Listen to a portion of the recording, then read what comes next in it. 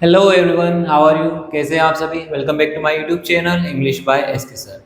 Friends, last session में हम लोगों ने हमारा प्रोनाउन चैप्टर है उसको कंप्लीट किया है और साथ ही कुछ ऐसा ही एग्जाम में पूछे जाने वाले इंपॉर्टेंट क्वेश्चन के ऊपर बातचीत की है। ठीक है, आज हम हमारा नेक्स्ट चैप्टर स्टार्ट करने जा रहे हैं। तो आपका नेक्स्ट चैप्टर है verb. Your next chapter is verb. Okay, just a second.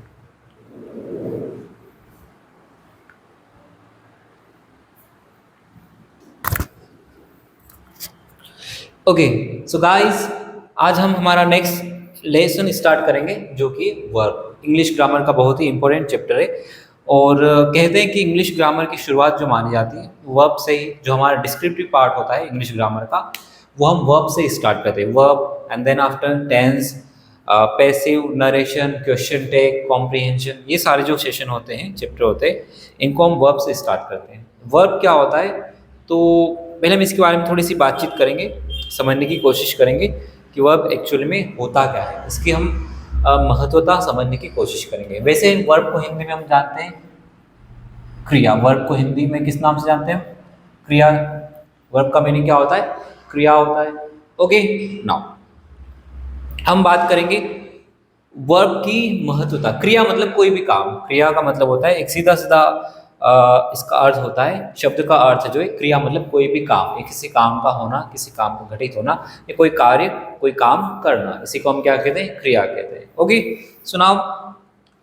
पहले हम एक बात स्टार्ट करेंगे, जहां से एक बात समझने की कोशिश करेंगे। अगर मैं लिखता हूं जहां पे गो, ठीक है, गो। गो का मतलब क्या होता है? जाना। ये क्या हो रहा है? ये आपका वर्ब है। अच्छा, टाइप ऑफ सेंटेंस देखिए, कौन सा टाइप ऑफ सेंटेंस है, मतलब कि सेंटेंस का प्रकार कौन सा है। ठीक है, गो अगर मैं आपसे सीधा सीधा कहता हूँ गो, तो ये हम बात कर रहे हैं इंपेरेटिव सेंटेंस की बात कर रहे हैं। ठीक है, अगर फिर हम लिखूंगा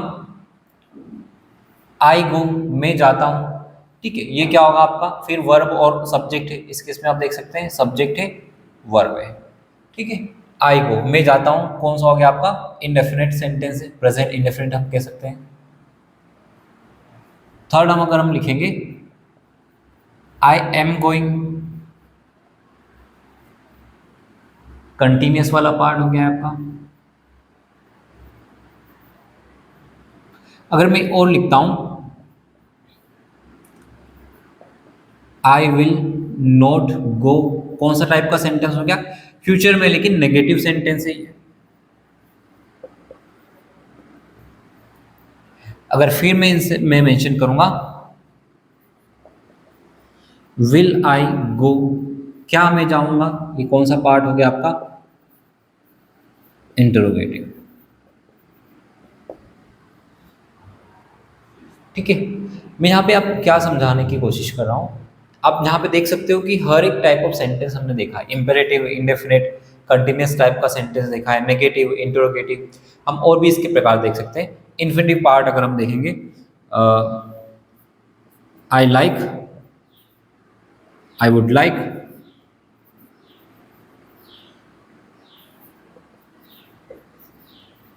आई वुड लाइक टू गो, ये हो गया आपका इन्फिनिटिव फॉर्म ऑफ सेंटेंस। क्या आप यहाँ पे एक बात नोटिस कर रहे हैं? आप देख सकते हैं कि इन सभी वाक्य में हम लोगों ने क्या किया है? टाइप ऑफ सेंटेंस देखे, सभी वैरायटी के सेंटेंस हम लोगों ने ऑलरेडी यहाँ पे नोट डाउन किए। आप एक बात नोटिस कीजिए कि हम अगर यहाँ से स्टार्ट करेंगे तो यहाँ पे भी आपके पास में गो क्या है? वर्ब है। अगर इंटरोगेटिव में बात करेंगे तो वहाँ पे भी आपके पास में क्या होगा? गो वर्ब होगा। ठीक है, अगर हम नेगेटिव की बात करेंगे तो गो क्या है आपका? वर्ब है। ठीक है, अगर हम कंटिन्यूस की बात करेंगे तो गोइंग क्या हो गया आपका? वर्ब हो गया।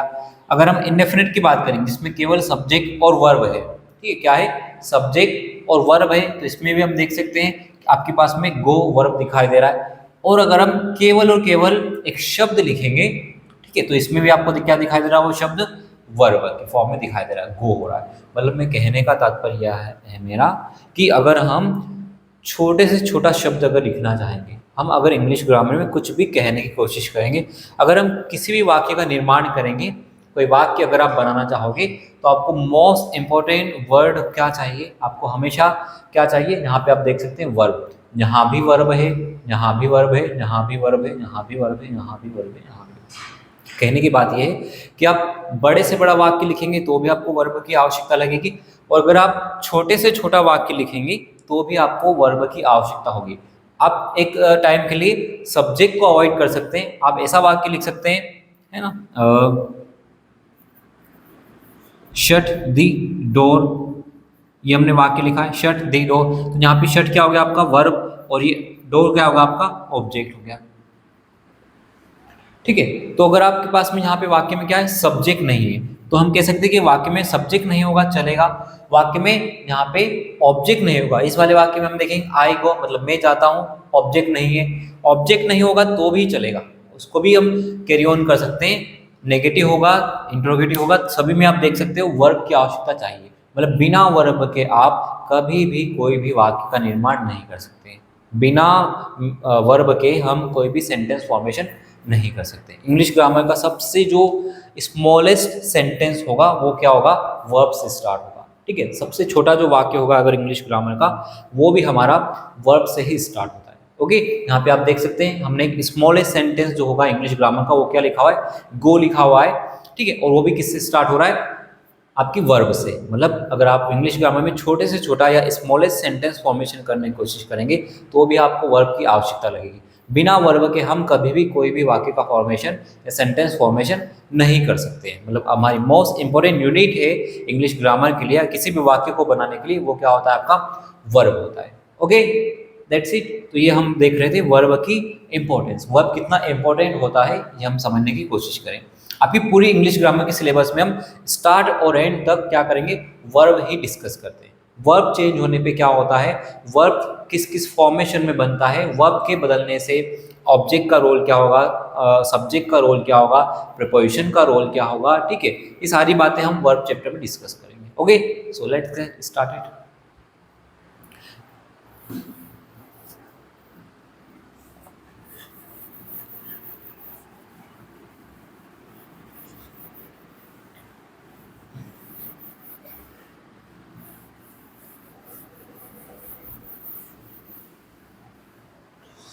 ओके, सो सबसे पहले हम डेफिनेशन से स्टार्ट करेंगे, वर्ब की डेफिनेशन लिखेंगे।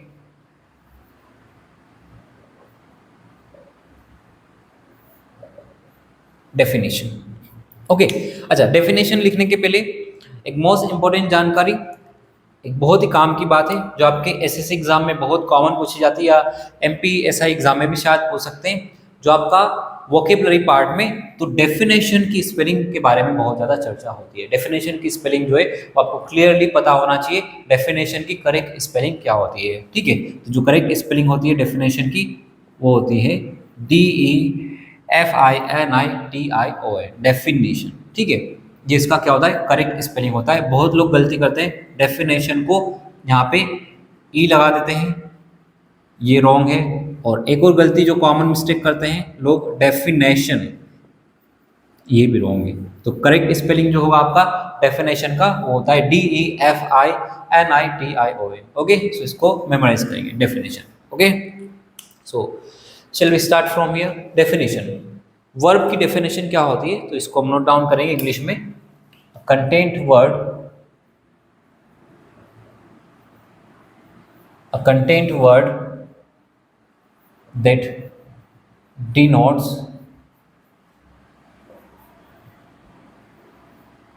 being of an action,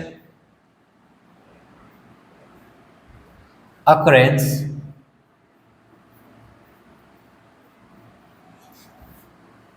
or state of existence। ठीक है, ये क्या होती है, हमारी वर्ब की डेफिनेशन होती है। क्या वर्ब की डेफिनेशन, वर्ब की डेफिनेशन होती है a content word that denotes being of an action, occurrence और स्टेट ऑफ एग्जिस्टेंस। हिंदी क्या होता है इसका, हिंदी में हम इसको समझते हैं कि वह शब्द जो किसी क्रिया का होना या किसी कार्य का होना दर्शाता है, या फिर किसी घटना के बारे में दर्शाता है। ठीक है, या फिर किसी के अस्तित्व की अवस्था के बारे में दर्शाता है। ठीक है, यहाँ पे एक्शन मतलब क्या होगा, कोई कार्य या क्रिया। ठीक है, अकरेंस मतलब होता है किसी घटना, कोई घटना। और स्टेट ऑफ एग्जिस्टेंस का मतलब होता है अस्तित्व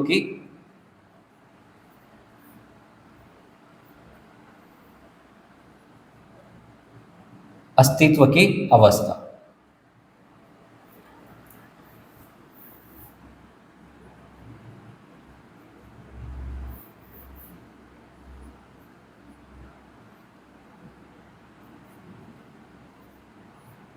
ठीक है, तो हिंदी डेफिनेशन क्या होता है? वे सारे शब्द जो किसी कार्य का होना दर्शाते हैं या फिर किसी घटना का होना दर्शाते हैं या फिर किसी के अस्तित्व के अवस्था के बारे में जानकारी देते हैं, इन सभी को हम क्या कहते हैं? वर्ब के रूप में इनको हम जानते हैं। ठीक है, ये एक बेसिक डेफिनेशन हो गई हमारे पास में हिंदी और इंग्लिश दोनों में। ठीक है, फॉर एग्जाम्पल हम यहाँ पे देख सकते हैं एग्जाम्पल क्या होंगे। तो अगर हम एग्जाम्पल की बात करेंगे, राइट डाउन करेंगे एग्जाम्पल।